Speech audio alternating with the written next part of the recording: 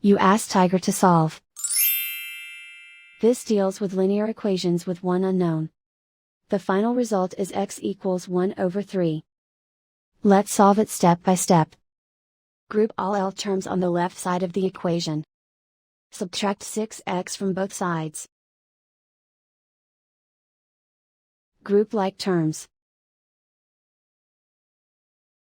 Simplify the arithmetic. Group like terms. Simplify the arithmetic. Group all constants on the right side of the equation.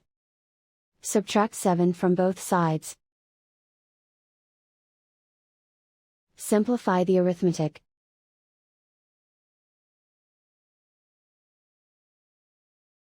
Isolate the L. Divide both sides by -9. Cancel out the negatives. Simplify the fraction. Cancel out the negatives. Find the greatest common factor of the numerator and denominator. Factor out and cancel the greatest common factor.